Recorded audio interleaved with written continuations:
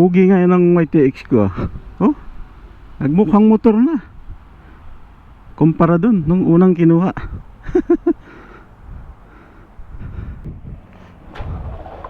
I'm back, slow rider.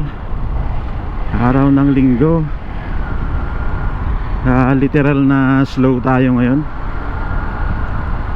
Service natin ngayon si YTX galing sa ating galing sa agency.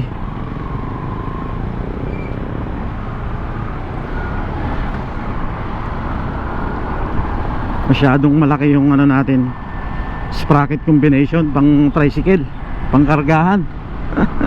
14 ano ba, 1442. Yan, ang bagal. Kagabi sinusubukan ko, mukhang hanggang 70 lang yata ang takbo ko eh.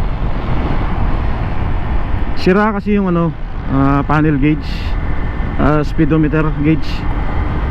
Binilhan ko na ng bagong speedometer cable, kaso wala,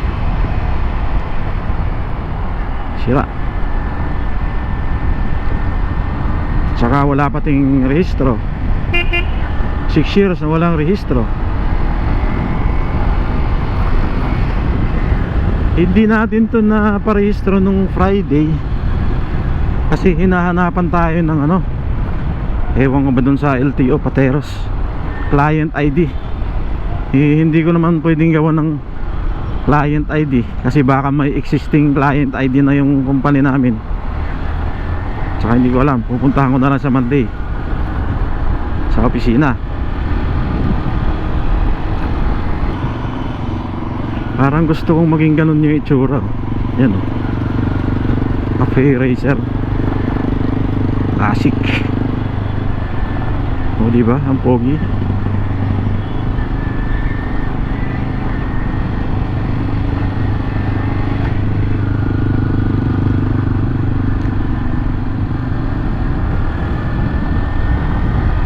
Kaso hindi sa atin eh. Hindi natin pwedeng pagandahin ng gusto kasi hindi sa atin, paggamit lang. At saka nung binigay sa akin to, nung kinuha ko to, sa to nakalagay eh, sa Araneta. Sira yung carb, hindi umaandar, halos lahat ng cables palitin, clutch lever, side mirror wala. Apa ba? Dalawang gulong flat. Yun.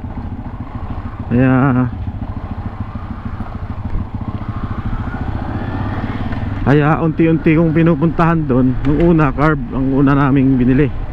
Pinalitan ng carb at napaandar na. Kaso yung mga cables, mga ilaw, binalikan ko na lang uli. Ayun nga, naiuwi ko sa Taguig pero tatlong beses akong tumerik sa EDSA kasi nga madumi yung tangke, nilagyan lang ng gas kahit bago yung carb. Ayun, nag-aapaw-apaw yung gasolina, saka namamatayan. At saka yung gulong, dahil nga flat, tatlong beses ko ring binumbahan sa mga gas station hanggang makarating ng Nichols. Ayun, doon tayo pinalitan na natin ang gulong. Beast tire na 100/80 saka 80/90 sa harap. Medyo hindi lang ako kampante pag ganitong interior. Iba pa rin pag tubeless.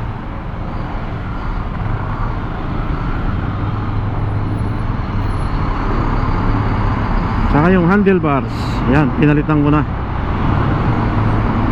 Pinalitan ko ng medyo mababa ng kaunti. Galing sa Cafe 400 na handlebar. Kasi medyo mas mahaba yung kaliwa eh. Naputulan ko yung kanan, yung kaliwa hindi ko pinutulan. Ano pa bang problema nito na kailangang ayusin? Mga brake pads, kailangan ng palitan. Hindi ko na bilhan lahat kaagad-agad kasi medyo malaki-laki, wala tayong budget. Saka yung ano, drain hole sa ilalim, sa crankcase. Ayun, loose thread na.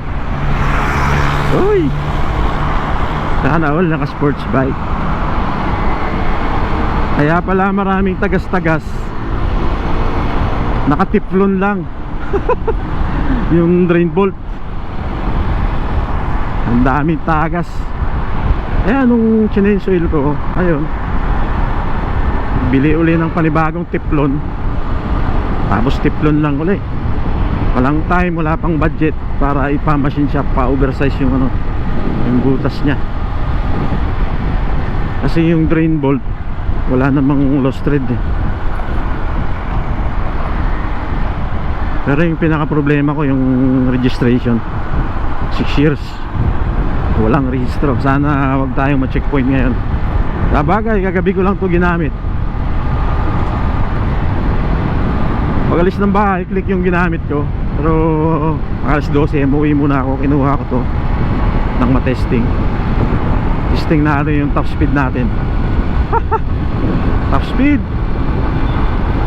combination 1442.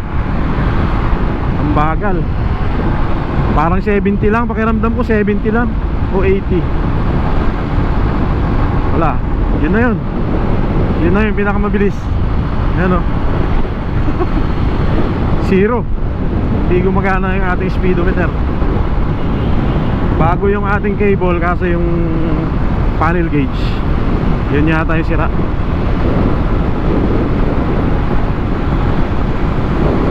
Sa problema rin yung ano, kahit bagong carb, pag kinalimutan mong i-off yung kanyang ano, gauge sa gasolina, yung fuel cap, kailangan i-off mo pagpaparking ka kasi nag-overflow, nauubos yung gas. Saka delikado pati, baka may magsindi, edi alam na.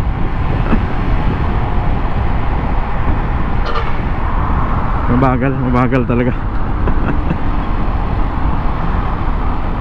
Pero tama lang, nakakauwi din naman.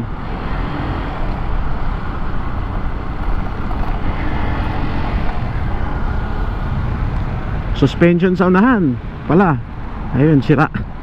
Wala nang langis to eh. Naubos na lang kakatagas. Pero yung shock sa likod, grabe tigas. Tagtag.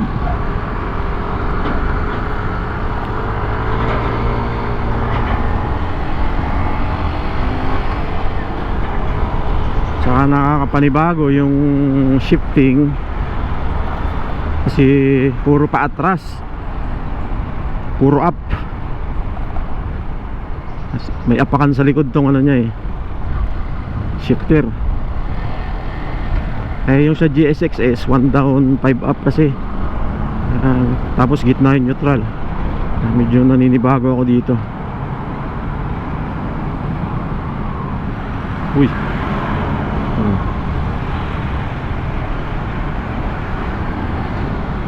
Pero pag araw-arawin natin gamitin to, makakabisado na rin natin to.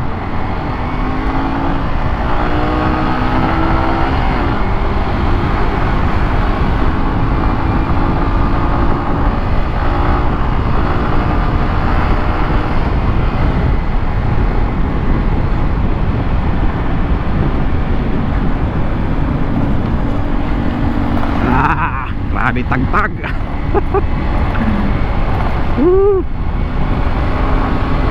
Uy, nakaka-overtake ako sa click ah. Mabilis din.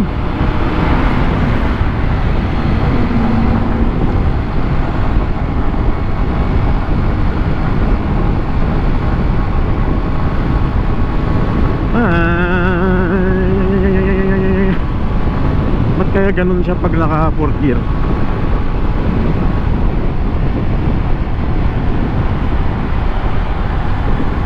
Ang hina pati ng preno. Kailangan ng palitan yung mga brake shoes. Pera na lang kulang.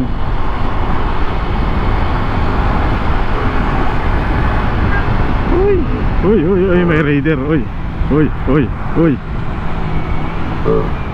Raider talaga.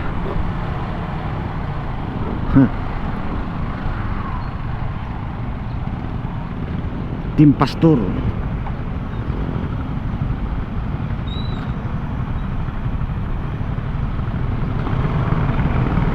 Racing pala to eh. Naka racing boots, naka sa racing pants.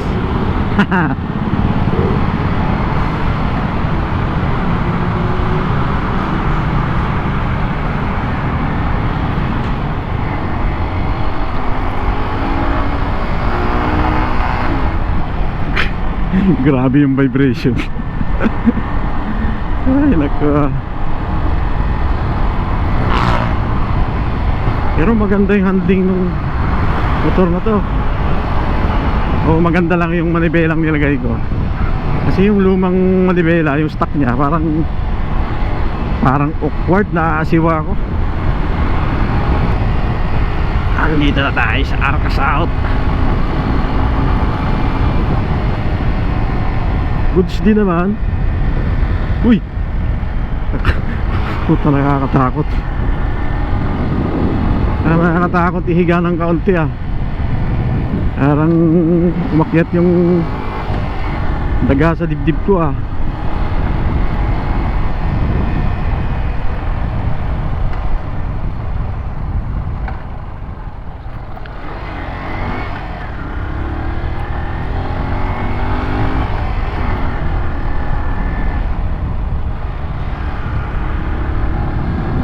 Araw ng linggo pala ngayon. Kaya maraming tao dito, panigurado sa Arca South. Kaya magandang tumigil. Nagawa lang sana ako ng video na maiksi.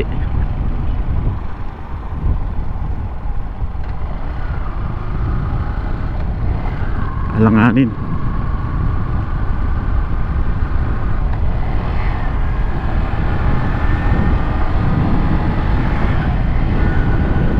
So yun lang, first ride natin pauwi ng ating bagong service, bagong luma.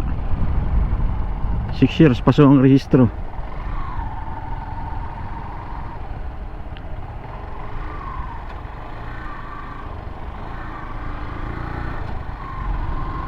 Ikot nga muna ako dun. Hanap tayo na mapagkukuhanan ng video dito.